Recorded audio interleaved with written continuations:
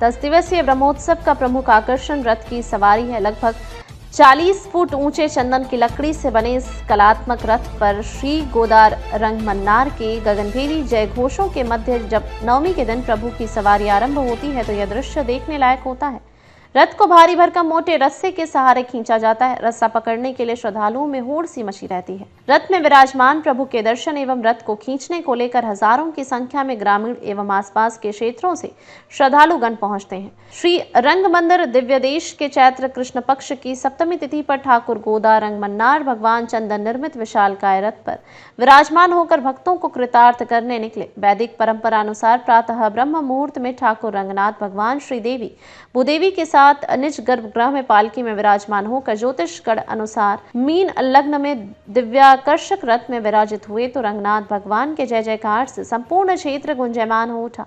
तदुपरांत वैदिक रीति रिवाज के मंदिर पुरोहित विजय किशोर मिश्र व गोविंद किशोर मिश्र ने वेद मंत्रों का उच्चारण कर देव आवाहन, नवग्रह स्थापन, गणपति आवाहन आदि देवों का पूजन वंदन कर 10 दिशाओं को सुरक्षित कराए जाने के उपरांत पेठे की बलि दी गई। लगभग 2 घंटे की पूजा प्रक्रिया के बाद जैसे ही 7 कूपे का धमाका व काली के स्वर ने रथ के चलने का संकेत किया, भक्तों का उत्साह दोगुना हो गया। रथ की सवारी प्रातः काल श्री रंग मंदिर से आरंभ होकर बड़ा बगीचा पर पहुंचती है। रथ के ऊपर श्वेत वर्ण के अलंकृत 4 काष्ठ अश्व आरूढ़ित रहते हैं जिन्हें रजत आभूषण में सुसज्जित किया जाता है। इस विशालतम रथ में नीचे की उत्कृष्ट काष्ठा कला, इसकी कलात्मकता एवं कारीगरों के कला कौशल का कार्य अकल्पनीय होता है। भारी भरकम यह विशाल रथ ठोस लकड़ी के मजबूती में 6 फुट व्यास वाले पहियों के सहारे टिका रहता है।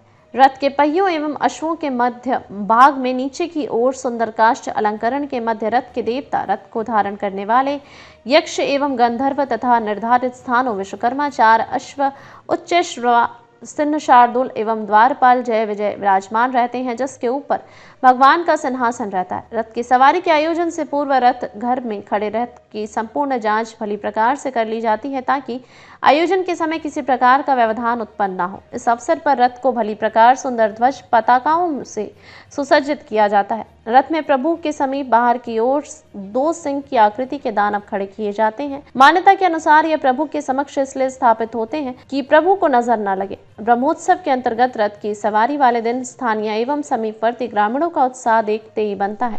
आसपास के ग्रामीणों के समूह रथ को खींचने एवं प्रभु के दर्शनों की एक झलक पाने को लालायत दिखते हैं। श्री रंग मंदिर की ब्रह्मोत्सव परंपरा में रथ का मेला शुरू से ही इस महा उत्सव का केंद्र बिंदु रहा है।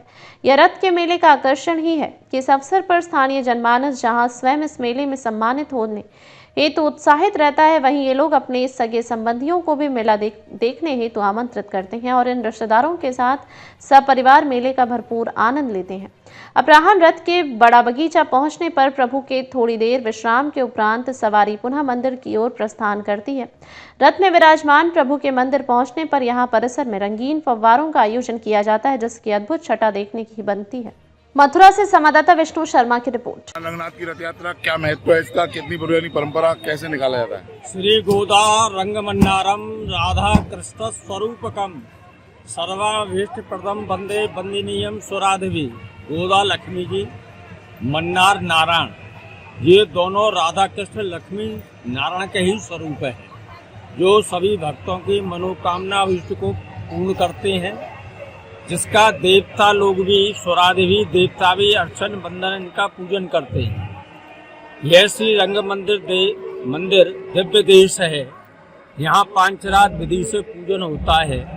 यहाँ के जो प्रधान उत्सव हैं उसमें वैकुंठ उत्सव है, धनुर्मास उत्सव है, झूला उत्सव है, बसंत उत्सव है।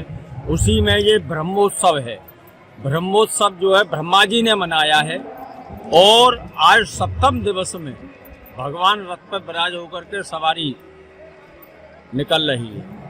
यहाँ पर प्रातःकाल सुबह 5 बजे भगवान गाजे बाजे के साथ दाक्षिण पद्धति के जो वाद्य यंत्र हैं उनको बजाते हुए, मूल पाठ करते हुए, सभी वेदों के पाठ करते हुए भगवान यहाँ विराज आए और आने के बाद में 7:25 पर उनका पूजन करके रथ में विराजमान हुए। उसके पश्चात पंचांग पूजन हुआ, स्वस्ति वाचन, मंगलाचरण, संकल्प इत्यादि के पश्चात में विश्वक्सेन जी का पूजन हुआ, कलश स्थापन हुआ, पुण्यावचन हुआ, समस्त देवता और नवग्रह इत्यादि, ब्रह्मा पंचोंकार 10 दिक्पाल इत्यादि सबका पूजन होकर लक्ष्मी नृसिंह सुदर्शन जानकी वल्लभ हनुमान जी के सहित में भगवान श्री गोदारंग मन्नार भगवान का पूजन हुआ। दिग्रक्षण हुआ, 10 दिग बलिदान हुआ, 10 दिक्पालों का बलिदान हुआ और विघ्न निवारणार्थ कूष्मांड बलिदान और नारिकेल बलिदान हुआ। उसके पश्चात में भगवान की आरती पुष्पांजलि प्रदक्षिणा इत्यादि करके उसके पश्चात में रथ की यात्रा सुबह 7:15 बजे प्रारंभ हो गई। यहाँ से रथ यात्रा प्रारंभ होकर के अब यहाँ से प्रारंभ होकर के बगीचा जाएगी। बगीचा में ठंडाई का भोग लगेगा। 1 घंटे में विश्राम के पश्चात में राजभोग के पश्चात में रथ सवारी वहाँ से पधारेगी। पधारने के बाद में यही रथ मंडप में आएगी। आने के पश्चात में यहाँ से भगवान की सवारी का पुनः श्रृंगार आभूषण। कितनी पुरानी प्राचीन परंपरा है ये? और रथ की बात करें तो कितना पुराना? 80 वर्ष हो गए इस परंपरा को होते। रथ की बात करें तो किसका बना हुआ है ये? कितना वजन होगा? की लकड़ी का बना हुआ है। कितना वजन होगा और इसमें कितने लोग होंगे? काफी वजन है और ये 56 फुट ऊंचा है। कल सायंकाल में छत्र कलश का पूजन होते, छत्र कलश विराजमान हुआ। विराजमान होने के पश्चात में अब पूजन होकर के रथ प्रारंभ। ऐसा दिव्य रथ कहीं उत्तर भारत में और कहीं नहीं? ऐसा दिव्य रथ यहाँ उत्तर भारत में नहीं है, दक्षिण इत्यादि में है, लेकिन यह उत्तर भारत का सबसे बड़ा मंदिर है। ये इससे बड़ा उत्तर भारत में कोई मंदिर है।